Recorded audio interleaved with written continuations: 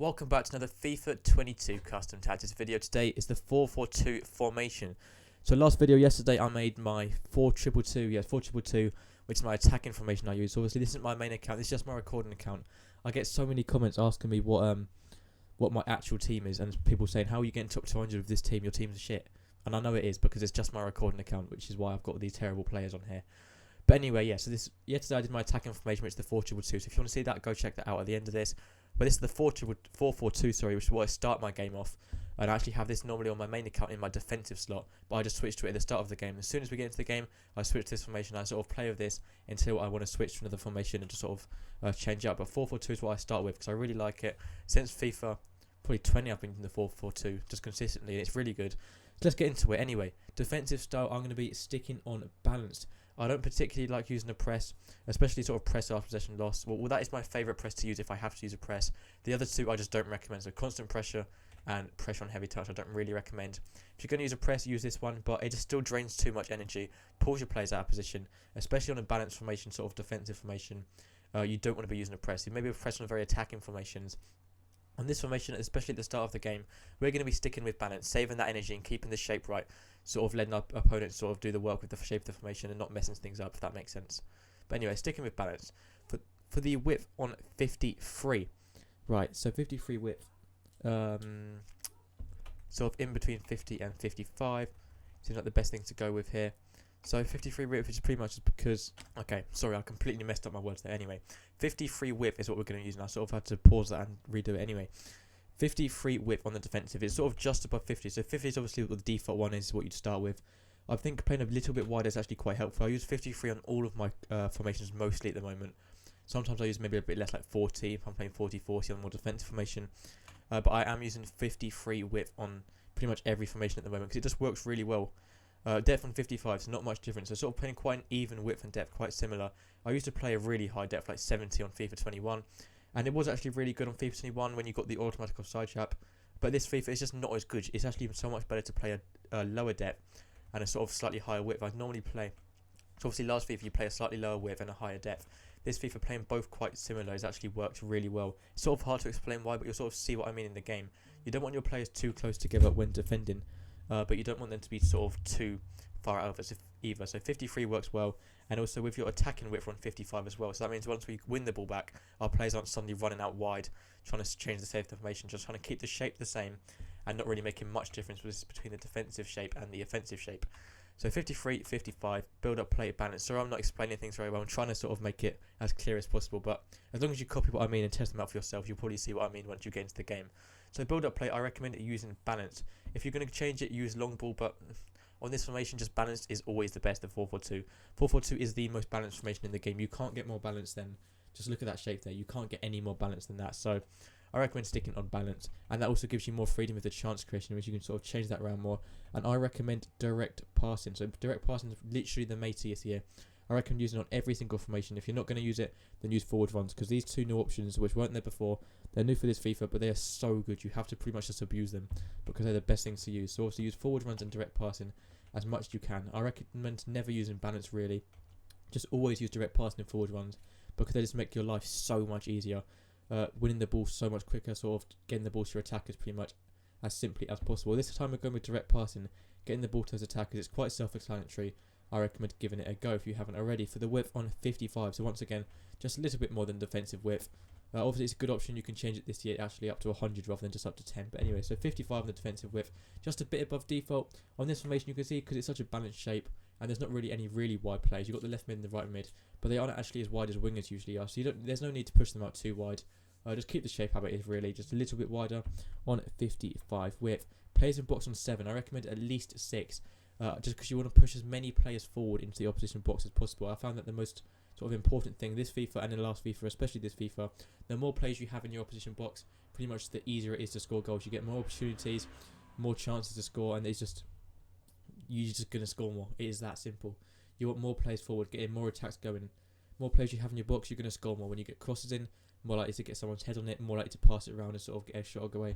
It's pretty much just you want to overload their box, make it as hard as possible to defend and as easy for you to attack as possible. And then corners and free kicks, drop them down to 2.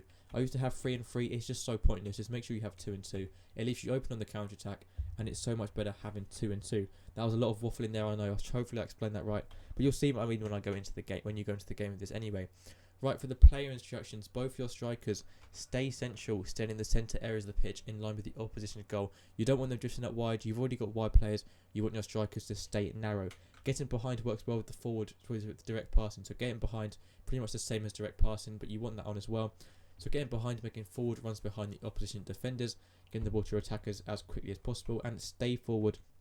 As they are always at the top of the pitch. You know they're always going to be up there no matter what when you need them, and they're not dropping back when defending. Stay central, getting behind, and stay forward on both of your strikers. Stay central, do it one more time. Stay central, getting behind, and stay forward. That's not stay forward. There we go, stay forward. Stay central, getting behind, and stay forward. Both your strikers on almost every single formation. I recommend that. Right, for the 2 centre mids, you do want cover centre on both of those. You do not want your centre mids drifting that wide because it will just pretty much pull apart your formation. Imagine if you have both of these centre mids drifting apart, drifting that wide at the same time. There's going to be a massive gap in the mid on this formation especially. So you want cover centre. And then for these sort of 2 up here, so I recommend leaving the rest default. For support on crosses, if you want them overloading the box at all times, then you can put get into the box across. Personally, I leave it default because you've already got 7 on getting into the box across on tactics. I just leave it default and sort of let the game decide for me. But if you always want them going into the box, then I recommend using get into the box across.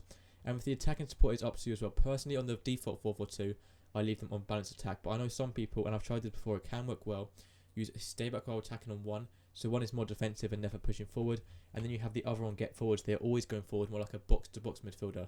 So obviously you put your more defensive midfielder on stay back while attacking, and then your more attacking one on get forward, which can work well, but I think it works a lot better on the 4-4-2 second one, where you have 2 TDMs. On this one, I just leave balanced on both of them and sort of let them have more freedom. But obviously you want quite balanced midfielders as well. If you have a very attacking, maybe like Cam or quite a defensive CDM, then I don't recommend even using this formation in the first place because it's quite hard to play with it. But if you do, put get forward on your more attacking one and then stay back while attacking on your more defensive one. They sort of cancel each other out and it works really well. 2 centre backs always leave default. Completely miss the left mid and right mid. For these, I recommend stay forward. You don't really want them dropping back too much. You can have basic defence support if you want to, but you've already got fullbacks, and I'm going to show you why in a minute. We're going to use stay forward. And then you want to leave this default. So you want to use balance width here. Do not use cut inside. So many people try and use cut inside. This FIFA, it just doesn't work. You want those wide players as much as possible. I'd even prefer to use stay wide than cut inside. But personally, I leave default. And then you can use getting behind if you want to. Getting behind works quite well with wingers, but on left mid and right mid, I don't really think it's necessary. So I'm just going to leave that default. Just have stay forward on both of these. So now for your fullbacks, this is why we're using stay forward on our left mid and right mid.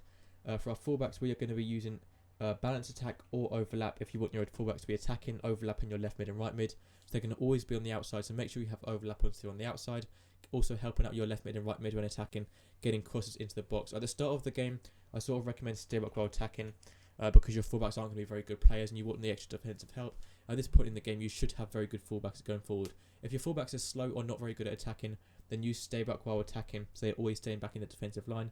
Or if you just want more defensive help, use stay back while attacking. But personally, I recommend, and what I find is better, is balanced attacks. They are sometimes going forward, not all the time, but sometimes they're going to be going forward and overlapping those left mid and right mid. And if you feel like there's sort of barely any players back, so if you want more defenders back, then either switch this to stay back while attacking, or just change your left mid and right mid. 2 basic defensive supports, they sort of help out and drop quite deep, but sometimes they can drop a bit too deep, which is why I use stay forward. But that's up to you. It's sort of personal preference and depends on what players you have as well. It's sort of what you do with those 2 players there. And then for your goalkeeper, last but not least, make sure whatever goalkeeper you have comes crosses and sweeper keeper on. So your goalkeeper's winning the ball as quickly as possible in his hands. It's just so important you do that, guys. So make sure you have that on. Comes crosses, your keeper's coming off his line more to defend corners and crosses. And sweeper keeper, so he's being more aggressive, coming outside his box and challenging your opponent for loose balls and through balls. That was quite a long video, I know. Sorry about that, but I managed to cover everything. If you've got any questions, just let me know. Feel free to ask in the comment section below, and I'll reply as quickly as possible, which will be quite quick. Don't worry, I'm on my phone all the time. But anyway, that's the 4-4-2. That is my defensive, sort of what I start the game with custom tactics and instructions. Let me know in the comments what formation you want to see next, and I don't mind doing any formation at all in the game. There's a lot to choose from, and a lot of ones people don't even bother looking at. If you want me to cover it, I'll make tactics on those and try them out for you. But that's everything for today, guys. Thank you for watching. Have a good rest of your day. Hopefully I'll see you again soon, and goodbye.